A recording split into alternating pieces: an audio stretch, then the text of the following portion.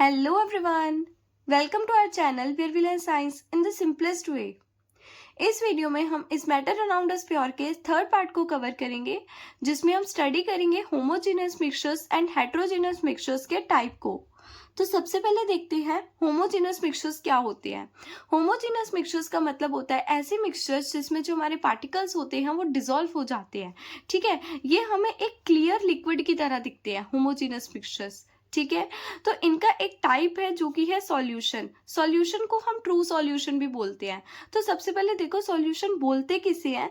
जैसे मान लो आपने एक कंटेनर लिया, उस कंटेनर में आपने पानी डाला। ठीक है, उस कंटेनर में आपने पानी को डाला और पानी के अंदर आपने नमक को डिसॉल्व करा। ठीक है, आपने पानी लिया और पानी के अंदर जब आपने सॉल्ट को डिसॉल्व करा तो ये एक क्या बन गया, ये एक सॉल्यूशन बन गया। ठीक है, ये एक सॉल्यूशन बन गया जो कि क्या है, क्लियर है, यूनिफॉर्म है और उसकी जो अपीयरेंस है वो भी क्या है, सेम है। ठीक है, मतलब जैसा वो पहले दिख रहा था वैसा ही अभी दिख रहा है। ठीक है, जैसे मान लो अगर आप इस पानी में अगर आप नींबू डाल देते हो तो वो भी सॉल्यूशन बन जाता है। शुगर डालते हो पानी में वो भी सॉल्यूशन बन जाता है। ठीक है, तो ये हमारे क्लियर एंड यूनिफॉर्म सॉल्यूशन बनते हैं और इनको हम ट्रू सॉल्यूशन भी बोलते हैं। ठीक है, उसके बाद देखो इस सॉल्यूशन में जो पार्टिकल्स होते हैं, पार्टिकल्स का जो साइज होता है, मतलब जो चीज हमने उसके अंदर डिसॉल्व करी है ना, उसका जो साइज होता है वो बहुत ज्यादा छोटा होता है। इतना छोटा 1 नैनोमीटर तक, मतलब 1 नैनोमीटर का मतलब होता है 10⁻⁻⁹ और ये जो साइज होता है ये बहुत छोटा होता है। ठीक है, और इसमें ना particles do not settle down, इसमें जो पार्टिकल्स होते हैं वो सेटल डाउन नहीं होते। जैसे कि मान लो आपने पानी में नमक को डाला। ठीक है, आपने पानी में नमक को डाला, उसके बाद आपने उसको कुछ देर के लिए छोड़ दिया, तो जब आप उसको देखोगे क्या वो जो नमक है वो नीचे ऐसे सेटल डाउन हुआ हुआ आपको मिलता है? नहीं मिलता ना, वो जो नमक है वो आपको सेटल डाउन नहीं देखने को मिलता। ठीक है, वो जो नमक है वो पूरा का पूरा डिसॉल्व हो जाता है पानी में, इसी वजह से वो सेटल डाउन नहीं होता। ठीक है, और इसको हम फिल्टर भी नहीं कर सकते। अब देखो पूरा का पूरा जो नमक है वो पानी में डिसॉल्व हो चुका है, एकदम से घुल गया है वो पानी में, तो इसको हम फिल्टर भी नहीं कर सकते। ठीक है, उसके बाद देखो जो सॉल्यूशन है वो दो चीजों से मिलकर बना हुआ है, एक सॉल्वेंट एक है सॉल्यूट। सॉल्वेंट का मतलब क्या होता है, सिंपल सी लैंग्वेज में सॉल्वेंट का मतलब होता है जो ज्यादा अमाउंट में प्रेजेंट होता है और सॉल्यूट का मतलब होता है जो कम अमाउंट में प्रेजेंट होता है। ठीक है, और वैसे जो सॉल्वेंट का मतलब होता है वो ये होता है कि component that dissolve the other component is called solvent. मतलब ये वो कंपोनेंट होता है जो अपने अंदर दूसरे कंपोनेंट को डिसॉल्व करता है। जैसे कि मान लो हमने पानी लिया, पानी में हमने नमक को डिसॉल्व करा, तो वो पानी क्या हो गया, पानी अपने अंदर किसको डिसॉल्व कर रहा है, नमक को डिसॉल्व कर रहा है, तो पानी हमारा यहाँ पे क्या हो गया, सॉल्वेंट हो गया। ठीक है, और जो नमक हम इसमें डिसॉल्व कर रहे हैं ना उसको हम सॉल्यूट बोलते हैं। ठीक है, अब देखो पानी यहाँ पे ज्यादा अमाउंट में प्रेजेंट है, इसी वजह से हम उसको सॉल्वेंट बोल रहे हैं। ठीक है, और यहाँ पे हम नमक जो है वो थोड़ा कम अमाउंट में डाल रहे हैं, इसीलिए हम उसको सॉल्यूट बोल रहे हैं। ठीक है, तो सॉल्वेंट क्या है, the component that dissolve the other component, वो कंपोनेंट है जो दूसरे कंपोनेंट को अपने अंदर डिसॉल्व कर रहा है। सॉल्यूट का मतलब क्या है, जो डिसॉल्व हो रहा है, जैसे ये नमक है वो डिसॉल्व हो रहा था इसीलिए वो सॉल्यूट है। ठीक है, और ये जो होता है ये सॉल्यूट को डिसॉल्व कर लेता है और ये खुद डिसॉल्व हो जाता है usually in large quantity. Solvent जो होता है वो यूजुअली लार्ज क्वांटिटी में प्रेजेंट होता है और जो सॉल्यूट होता है वो स्मॉलर क्वांटिटी, मतलब कम क्वांटिटी में प्रेजेंट होता है। ठीक है, जैसे कि एग्जाम्पल है इसका सॉल्ट इन वाटर, जब आप पानी में नमक को घोलते हो, और इसका एक और एग्जाम्पल है जब आप पानी में कॉपर सल्फेट को डालते हो। ठीक है, तो कॉपर सल्फेट यहाँ पे क्या हुआ, पानी में आप कॉपर सल्फेट को डाल रहे हो ना, तो कॉपर सल्फेट पानी में डिसॉल्व हो रहा है, इसीलिए कॉपर सल्फेट क्या है, सॉल्यूट है। ठीक है, और पानी क्या है, सॉल्वेंट है। ठीक है, और जो सॉल्यूशन है वो किन दो चीजों से मिलके बन रहा है, सॉल्यूट प्लस सॉल्वेंट। ठीक है, सॉल्यूट और सॉल्वेंट को मिला के हमारा क्या बन रहा है, सॉल्यूशन बन रहा है। ठीक है, मतलब जब हम किसी भी सॉल्वेंट में सॉल्यूट को डिसॉल्व कर देते हैं तो हमारा एक सॉल्यूशन बनके तैयार हो जाता है। जैसे कि हमने वाटर में कॉपर सल्फेट के सॉल्यूशन को ऐड कर दिया, मतलब हमने वाटर है, वाटर जो सॉल्वेंट है उसमें हमने कॉपर सल्फेट सॉल्यूट को ऐड कर दिया, तो ये हमारा एक क्या बन के रेडी हो गया, सॉल्यूशन बन के रेडी हो गया। ठीक है, अब ये देखो, अब ये सॉल्यूशन किसी भी टाइप के हो सकते हैं। मतलब देखो, जो सॉल्यूशन है वो सॉलिड इन लिक्विड भी हो सकता है, मतलब लिक्विड में सॉलिड भी हो सकता है। ठीक है, या लिक्विड में गैस भी हो सकती है, या गैस में गैस, या लिक्विड में लिक्विड, मतलब कोई भी सॉल्यूशन हो सकता है। जरूरी नहीं है कि हम किसी पानी के अंदर ही किसी सॉलिड को डाल रहे हैं, ऐसा नहीं होता। सॉल्यूशन कितने भी टाइप के हो सकते हैं। ठीक है, तो सबसे पहला solid in liquid. Solid in liquid का एग्जांपल है सॉल्ट इन वाटर, जब हम पानी में नमक को डिसॉल्व करते हैं। ठीक है, जब हम पानी में नमक को डिसॉल्व करते हैं तो वहां पे जो नमक है वो हमारा क्या होता है, सॉल्यूट होता है, और वाटर हमारा क्या होता है, सॉल्वेंट होता है।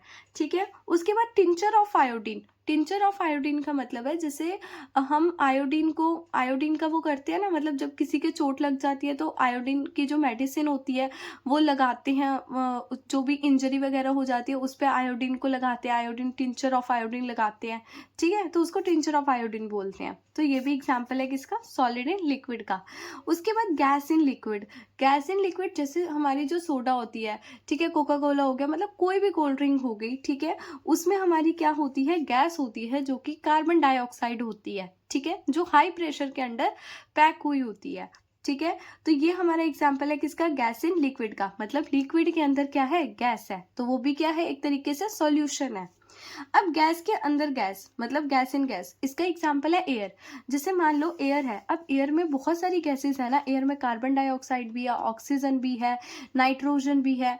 ठीक है, बहुत सारी एयर में गैसेस है, तो ये भी क्या हो गया, एक टाइप का सॉल्यूशन हो गया। जैसे देखो, यहाँ पे ऑक्सीजन भी होती है, हीलियम भी होती है, कार्बन डाइऑक्साइड भी होती है, इसको हम सॉल्यूट बोल रहे हैं। अब इसको हम सॉल्यूट क्यों बोल रहे हैं, क्योंकि एयर में ये कम कंसंट्रेशन में प्रेजेंट होती है और ये ज़्यादा में प्रेजेंट होती है। ठीक है, आपने देखा भी होगा एयर में हमारी सबसे ज़्यादा कौन सी गैस प्रेजेंट होती है, नाइट्रोजन, इसीलिए हम इसको क्या बोल रहे हैं, सॉल्वेंट बोल रहे हैं, एंड अदर गैसेस को हम यहाँ पे सॉल्यूट बोल रहे हैं। ठीक है, उसके बाद नेक्स्ट आता है लिक्विड इन लिक्विड। मतलब आप किसी लिक्विड में लिक्विड को ही डिसॉल्व कर रहे हो। जब आप किसी भी लिक्विड में किसी लिक्विड को भी डिसॉल्व करते हो तो वो भी एक टाइप का सॉल्यूशन बन के रेडी होता है। जैसे अल्कोहल इन वाटर, आप वाटर में जब अल्कोहल को डालते हो तो वहाँ पे जो वाटर होगा वो ज़्यादा अमाउंट में प्रेजेंट है, इसको हम क्या बोलेंगे, वाटर को सॉल्वेंट बोलेंगे, और जो अल्कोहल है वो उसमें कम अमाउंट में डल रही है, इसीलिए हम उसको क्या बोलेंगे, सॉल्यूट बोलेंगे। ठीक है, तो अब देखो, हमने सॉल्यूशन को दो पार्ट्स में डिवाइड कर रखा है, किस बेसिस पे, कि उसमें कितना सॉल्यूट जो है वो प्रेजेंट है। ठीक है, तो उसमें सबसे पहला हमारा टाइप है डाइल्यूटेड सॉल्यूशन, एंड दूसरा है कंसंट्रेटेड सॉल्यूशन। डाइल्यूटेड सॉल्यूशन का मतलब है जिसमें कम अमाउंट में सॉल्यूट प्रेजेंट होता है। ठीक है, जिसमें contain less amount of solute, वो सॉल्यूशन जिसमें जो सॉल्यूट होगा उसकी अमाउंट बहुत कम होएगी, ऐसे सॉल्यूशन को हम डाइल्यूटेड सॉल्यूशन बोलते हैं। उसके बाद कंसंट्रेटेड सॉल्यूशन। कंसंट्रेटेड सॉल्यूशन का मतलब है contain more amount of solute, इसमें जो सॉल्यूट होता है वो ज्यादा होता है। ठीक है, तो ये डाइल्यूट सॉल्यूशन होता है, ये कंसंट्रेटेड सॉल्यूशन होता है, और इनको हमने डिवाइड किस बेस पे करा है, कि इनके अंदर कितना सॉल्यूट प्रेजेंट है, इसके अंदर कम प्रेजेंट है, इसके अंदर ज्यादा प्रेजेंट होता है। ठीक है, उसके बाद नेक्स्ट आता है on the basis on how much solute is present it can dissolve at a given temperature. मतलब अब हम सॉल्यूशन को दो और पार्ट्स में डिवाइड करते हैं, किसके बेसिस पे, कि वो कितना सॉल्यूट अपने अंदर डिसॉल्व कर सकता है। ये क्या था, कि उसके अंदर कितना सॉल्यूट प्रेजेंट है, ये क्या है, कि उसमें हम कितना सॉल्यूट जो है वो डिसॉल्व कर सकते हैं। ठीक है, तो इस बेसिस पे हमने सॉल्यूशन को दो पार्ट्स में डिवाइड कर रखा है, पहला है अनसैचुरेटेड, दूसरा है सैचुरेटेड। इसका एक एग्जांपल देखो, जैसे आपने पानी लिया, ठीक है, आपने पानी के अंदर चीनी को डाला, आप चीनी को डाल रहे हो और वो चीनी घुल रही है, डिसॉल्व हो रही है पानी में। ठीक है, आप चीनी को डाल रहे हो, आपने चीनी 1 चम्मच डाली, चीनी घुल गई, आपने 2 चम्मच डाली, चीनी डिसॉल्व हुई, 3 डाली, चीनी डिसॉल्व हुई। लेकिन जब आपने 4 चम्मच चीनी डाली ना, तो वो डिसॉल्व नहीं हुई, मतलब वो उसका एक सैचुरेटेड पॉइंट आ गया, ठीक है। वो चौथे चम्मच पे ना उस सॉल्यूशन का एक सैचुरेटेड पॉइंट आ गया कि अब वो सॉल्यूशन और ज्यादा चीनी को अपने अंदर डिसॉल्व नहीं कर सकता। तो देखो, जब वो चीनी डिसॉल्व हो रही थी, जब हमने 1 चम्मच डाला तो डिसॉल्व हो रही थी, 2 डाला, 3 डाला, तब चीनी डिसॉल्व हो रही थी। तो उस पॉइंट को हम बोलते हैं अनसैचुरेटेड सॉल्यूशन, ठीक है। मतलब जिसमें जो हमारी पार्टिकल्स है, सॉल्यूट पार्टिकल्स है, वो कंप्लीटली डिसॉल्व हो रहे हैं हमारे सॉल्वेंट के अंदर, मतलब पानी के अंदर जो चीनी है वो पूरे तरीके से घुल रही है, ठीक है। तो उस सॉल्यूशन को बोलेंगे हम unsaturated solution. Completely mixed particles can dissolve more solute at given temperature, ठीक है। मतलब जब सॉल्यूट जो है हमारा कंप्लीटली डिसॉल्व हो रहा है, जब चीनी पूरे तरीके से पानी के अंदर डिसॉल्व होते जा रही है, तो उसको हम बोलेंगे अनसैचुरेटेड सॉल्यूशन। सैचुरेटेड सॉल्यूशन क्या होता है, जब उसका एक पॉइंट आ गया, मतलब जब हमने 3 चम्मच चीनी डाल दी, चौथा चम्मच जब चीनी का डाला, तब सॉल्यूशन में वो चीनी घुली नहीं, वो चीनी कहाँ हो गई, वो चीनी हमारे नीचे नीचे ऐसे सेटल डाउन हो गई, ठीक है। वो चीनी नीचे नीचे सेटल डाउन हो गई और वो चीनी घुली नहीं, डिसॉल्व ही नहीं हुई, ठीक है। तो उस टाइप के सॉल्यूशन को बोलेंगे सैचुरेटेड सॉल्यूशन। मतलब जब सॉल्यूशन की ना, जब सॉल्वेंट की कैपेबिलिटी खत्म हो जाती है, जब पानी की कैपेबिलिटी खत्म हो गई अपने अंदर चीनी को डिसॉल्व करने की, ठीक है, तो उस पॉइंट को हम बोलेंगे सैचुरेटेड सॉल्यूशन, ठीक है। तो देखो, सैचुरेटेड सॉल्यूशन क्या है, contain maximum solute at a given temperature. मतलब ये अपने अंदर एक मैक्सिमम सॉल्यूट को कंटेन करता है, मतलब वो कितना, जितना घोल सकता था उसने घोल दिया, अब उससे ज्यादा ये नहीं घोल सकता, ठीक है। उस पॉइंट को हम सैचुरेशन भी बोलते हैं। Extra solute remain undissolved. जो एक्स्ट्रा सॉल्यूट है, मतलब जो हमने चौथा चम्मच चीनी का डाला ना, वो जो एक्स्ट्रा सॉल्यूट था, वो जो एक्स्ट्रा चीनी थी चौथे चम्मच वाली, वो अब अनडिजॉल्व रहेगी और वो नीचे नीचे सेटल डाउन हो जाएगी, ठीक है। जैसे sugar in water when no more particles can dissolve. जैसे पानी में हम शुगर को घोलते हैं और पार्टिकल्स जो है शुगर के वो डिजॉल्व नहीं होते, ठीक है। अब देखो, सॉल्यूशन की कंसंट्रेशन क्या होती है। सॉल्यूशन की कंसंट्रेशन का मतलब होता है कि किसी सॉल्यूशन में जो सॉल्यूट है वो कितना प्रेजेंट है, ठीक है। किसी सॉल्यूशन में जो सॉल्यूट है वो कितना प्रेजेंट है, उसी चीज को हम कंसंट्रेशन बोलते हैं। और एग्जाम में यहाँ से आपके न्यूमेरिकल्स आते हैं on the basis of these formulas, ठीक है। तो सबसे पहला फॉर्मूला है मास बाय मास परसेंटेज। अगर आपको किसी भी सॉल्यूट की मास, किसी भी सॉल्यूट का मास दे रखा है, किसी भी सॉल्वेंट का मास दे रखा है और आपको बोलना है इसकी कंसंट्रेशन का पता लगाओ, तो आपने ये फॉर्मूला लगाना है, mass by mass percentage. Mass by mass percentage का क्या है फॉर्मूला, आपने सॉल्यूट का मास लिखना है और नीचे सॉल्यूशन का मास लिखना है। सॉल्यूशन का मास कैसे निकलेगा, देखो सॉल्यूशन का मास कैसे निकलेगा, सॉल्यूट और सॉल्वेंट को प्लस करके, ठीक है। और अगर आपको परसेंटेज निकालनी है तो आपको 100 से मल्टीप्लाई करना पड़ेगा, ठीक है। और अगर आपको एक चीज दे रखी है लीटर में, मतलब एक चीज आपको वॉल्यूम में दे रखी है, एक चीज आपको लीटर मिली लीटर में दे रखी है, और दूसरी चीज आपको ग्राम वगैरह में दे रखी है, मतलब दूसरी चीज का आपको मास दे रखा है और एक चीज की आपको वॉल्यूम दे रखी है, तो उसकी कंसेंट्रेशन निकालने के लिए आप ये वाला फॉर्मूला लगाओगे। क्या, सॉल्यूट का मास लिखना है, नीचे सॉल्यूशन की वॉल्यूम लिखनी है और उसको 100 से मल्टीप्लाई कर देना है। 100 से मल्टीप्लाई कब करोगे, जब आपको परसेंटेज निकालनी होगी, ठीक है। उसके बाद नेक्स्ट आता है वॉल्यूम बाय वॉल्यूम परसेंटेज। मतलब जब आपको दोनों चीजें जो है वो वॉल्यूम में गिवन हो, मतलब लीटर मिली लीटर इसमें गिवन हो, तब आपको लगाना है ये वाला फॉर्मूला। इसमें क्या करना है, सॉल्यूट की वॉल्यूम लिखनी है और नीचे सॉल्यूशन की वॉल्यूम लिखनी है और 100 से मल्टीप्लाई। तो देखो, आपको इस टाइप के क्वेश्चन देखने को मिलते हैं न्यूमेरिकल टाइप के। A solution contain 30 gram of sugar. एक सॉल्यूशन है जिसमें 30 ग्राम हमारी शुगर दे रखी है, मतलब यहाँ पे हमें शुगर का मास दे रखा है। किसका मास दे रखा है, मास ऑफ शुगर, ठीक है, जो कि कितना है 30 ग्राम है। उसके बाद वो डिसॉल्व कर रहे हैं हम उसको 370 ग्राम ऑफ वाटर में, ठीक है, 370 ग्राम वाटर में। मतलब यहाँ पे देखो वाटर ज्यादा अमाउंट में प्रेजेंट है, इसका मतलब जो वाटर है वो यहाँ पे हमारा क्या है, सॉल्वेंट है, ठीक है, जिसका मास हमें कितना दे रखा है 370, और यहाँ पे जो शुगर है वो कम अमाउंट में प्रेजेंट है, जो कि क्या है, सॉल्यूट। अब हमें इसकी कंसंट्रेशन का पता लगाना है। देखो, कंसंट्रेशन का पता लगाना है तो यहाँ पे हम कौन से फॉर्मूला लगाएंगे, हमारे पास 3 फॉर्मूले थे, जिसमें हमें एक मास बाय मास था, एक मास बाय वॉल्यूम था, एक है वॉल्यूम बाय वॉल्यूम। अब यहाँ पे जो हमें शुगर दे रखी है वो भी ग्राम में दे रखी है, और जो वाटर का दे रखा है मास वो भी ग्राम में दे रखा है, ठीक है। तो यहाँ पे हम लगाएंगे mass by mass mass percentage, क्योंकि दोनों चीजें हमें किस में दे रखी है, ग्राम में दे रखी है। तो यहाँ पे आप मास बाय मास परसेंटेज का जब फॉर्मूला लगाओगे तो उसके ऊपर क्या था, मास ऑफ सॉल्यूट अपॉन में मास ऑफ सॉल्यूशन। तो सॉल्यूशन का मास कितना हो जाएगा, सॉल्यूशन का मास हो जाएगा 30 + 370, ठीक है, जो कि कितना आ जाएगा, 400 आ जाएगा, ठीक है। 30 + 370 हमारा सॉल्यूशन का मास आ गया 400, तो आपने नीचे 400 लिख देना है, ठीक है। और हमारा सॉल्यूट का मास कितना है, 30 ग्राम, तो आपने इसको कट करके अपना आंसर निकाल लेना है, ठीक है। नेक्स्ट क्वेश्चन है जो कि है a solution contain 50 ml of alcohol. एक सॉल्यूशन है जिसमें 50 ml हमें दे रखी है एल्कोहल और उसको हम मिक्स करते हैं 150 ml ऑफ वाटर में। तो इसकी कंसंट्रेशन का हमें कैलकुलेट करना है। तो देखो यहाँ पे एल्कोहल हमें दे रखी है ml में, मतलब यहाँ पे एल्कोहल की हमें वॉल्यूम दे रखी है और यहाँ पे हमें वाटर की भी वॉल्यूम दे रखी है। तो यहाँ पे हम कौन सा फॉर्मूला लगाएंगे, वॉल्यूम बाय वॉल्यूम वाला, ठीक है। कौन सा लगाएंगे, वॉल्यूम बाय वॉल्यूम वाला। आपको क्या करना है, ऊपर वॉल्यूम ऑफ सॉल्यूट रखना है, मतलब 50 ml रखना है और नीचे 150 + 50 200 हो जाएगा, नीचे उसकी सॉल्यूशन की वॉल्यूम रख देनी है और दोनों को कट करके अपना आंसर निकाल लेना है। और अगर यही क्वेश्चन आपसे पूछा जाए कि calculate the percentage of concentration, अगर आपको परसेंटेज निकालना हो तो आपको क्या कर देना है, पूरे फॉर्मूले को 100 से मल्टीप्लाई कर देना है, तो आपकी परसेंटेज भी आ जाएगी, ठीक है। उसके बाद देखते हैं हेट्रोजीनस मिक्सचर्स क्या होते हैं।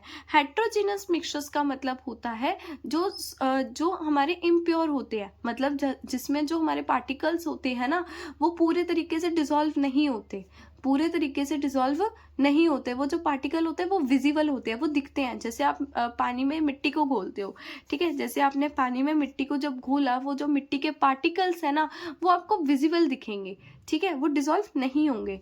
तो हेट्रोजीनस मिक्सचर्स का टाइप है जो कि है सस्पेंशन। सस्पेंशन देखो क्या होता है, suspension is a heterogeneous mixtures in which solid particle are separate throughout a liquid but do not dissolve. Suspension एक ऐसा हेट्रोजीनस मिक्सचर्स होता है जिसमें जो सॉलिड पार्टिकल्स होते हैं वो पूरे सॉल्यूशन में सेपरेट हो जाते हैं लेकिन डिसॉल्व नहीं होते, ठीक है। और इसके जो पार्टिकल्स होते हैं, मतलब पानी में जिस चीज को हम डाल रहे हैं, मतलब जिस चीज को पानी के अंदर हम डिसॉल्व करने के लिए डाल रहे हैं, उसके जो पार्टिकल्स होते हैं वो थोड़े बड़े होते हैं, ठीक है, वो थोड़े बड़े होते हैं। जैसे कि हमने उसमें पढ़ा, सॉल्यूशन में पढ़ा, उसके पार्टिकल एकदम छोटे छोटे होते थे, बिल्कुल डिसॉल्व हो जाते थे, पता भी नहीं लगता था। लेकिन यहाँ पे जो पार्टिकल्स होते हैं वो थोड़े बड़े बड़े होते हैं, डिसॉल्व होते ही नहीं है। जैसे आप मिट्टी को डालते हो जब पानी में, तो मिट्टी के पार्टिकल्स भी ना थोड़े बड़े बड़े होते हैं, जिसकी वजह से जो सॉल्यूशन में मिट्टी जो है वो घुल नहीं पाती है ना। और वो अगर आप उस सॉल्यूशन को थोड़ी देर बाद देखोगे ना, तो वो जो मिट्टी जो आपने डाली है पानी में वो नीचे ऐसे सेटल डाउन हो जाएगी, ठीक है, वो घुलेगी नहीं, वो सेटल डाउन हो जाएगी। और जिसकी वजह से आपका जो सॉल्यूशन का कलर है ना वो भी चेंज हो जाएगा, वो थोड़ा ओपेक हो जाएगा। ओपेक का मतलब जैसे थोड़ा मिल्की अपीयरेंस होता है ना, वो हो जाएगा उसका, ठीक है, क्लाउडी अपीयरेंस, ठीक है। तो देखो the particles are quite large in the water, जैसे सैंड इन वाटर हो गया, ठीक है। क्लाउडी और ओपेक होता है, मतलब जो सॉल्यूशन का हमारा कलर है वो क्या हो जाता है, क्लाउडी हो जाता है, थोड़ा ओपेक टाइप का बन जाता है, ठीक है। पार्टिकल्स डू सेटल डाउन, जो पार्टिकल्स होते हैं वो यहाँ पे सेटल डाउन हो जाते हैं। Particles can be filtered. अब जैसे ये जो पार्टिकल्स है वो एकदम नीचे सेटल डाउन हो गए, अब हम इसको फिल्टर आउट तो कर सकते हैं, इसको हम फिजिकल भी छान सकते हैं, है ना, मतलब फिजिकली भी इसको हम फिल्टर कर सकते हैं। उसके बाद ये टिंडल इफेक्ट को शो करता है, ये बहुत ज़्यादा इंपॉर्टेंट है क्योंकि टिंडल इफेक्ट से पेपर में बहुत ज़्यादा क्वेश्चंस भी आते हैं, ठीक है। तो देखो टिंडल इफेक्ट होता क्या है। टिंडल इफेक्ट का मतलब होता है it is the phenomena of scattering of beam of light by the colloidal and suspension when pass through a colloidal and suspension solution called Tyndall effect. इसका मतलब क्या होता है, जैसे मान लो आपके पास एक लाइट सोर्स है, आपके पास एक टॉर्च है, आपने उस टॉर्च को निकाला, उस टॉर्च से लाइट निकली। जैसे उस टॉर्च से लाइट निकली तो हमने यहाँ पे एक सॉल्यूशन का मिक्सचर रखा हुआ है, एक कोलॉइडल रखा है जिसको हम आगे अभी स्टडी करेंगे, और तीसरा हमने रखा हुआ है सस्पेंशन, ठीक है, जो हमने अभी पढ़ा। जैसे इस टॉर्च की जो लाइट है इस सॉल्यूशन में गिरी, तो सॉल्यूशन में आपको जो टॉर्च है उसका कुछ भी नहीं दिखा, मतलब आपको बाहर निकलती हुई उसकी लाइट दिख रही है लेकिन अंदर कुछ भी नहीं दिख रहा, ठीक है। और जैसे ही वो कोलॉइडल से पास हुई, जैसे ये लाइट जो है वो कोलॉइडल सॉल्यूशन से पास हुई, तो देखो इसके अंदर आपको लाइट का पाथ दिख रहा है, लाइट का पाथ विजिबल हो रहा है। यहाँ पे आपको लाइट का पाथ विजिबल था नहीं था, लेकिन कोलॉइडल सॉल्यूशन में जो लाइट का पाथ है ना वो विजिबल है थोड़ा थोड़ा, और सस्पेंशन में लाइट का पाथ आपको बिल्कुल दिख रहा है, मतलब पूरे तरीके से विजिबल है, कंप्लीटली विजिबल है यहाँ पे आपको लाइट का पाथ। तो बस इसी को हम क्या बोलते हैं, टिंडल इफेक्ट। मतलब ये लाइट का स्कैटर होना होता है। जब लाइट जो होती है ना वो स्कैटर होती है, ठीक है, लाइट स्कैटर होती है, मतलब लाइट विजिबल होती है, लाइट का पाथ विजिबल होता है जब वो पास करता है कोलॉइडल एंड सस्पेंशन सॉल्यूशन से। इसी फिनोमिना को हम टिंडल इफेक्ट बोलते हैं, ठीक है। उसके बाद देखो जैसे सॉल्यूशन था, सॉल्यूशन में हमारी लाइट विजिबल नहीं थी, सॉल्यूशन जैसे वाटर हो गया। उसके बाद कोलॉइडल लाइट क्या थी, विजिबल थी, जैसे मिल्क हो गया, ठीक है, मिल्क सॉल्यूशन हमने रख दिया। उसके बाद सस्पेंशन, सस्पेंशन में भी हमारी जो लाइट थी वो विजिबल थी, ठीक है। और इसका एग्जांपल है फ्लोर एंड वाटर, मतलब जैसे आपने पानी में थोड़ा आटे को मिला दिया, लाइक ऐसे, ठीक है। तो ये आपका था सस्पेंशन का पूरा टाइप।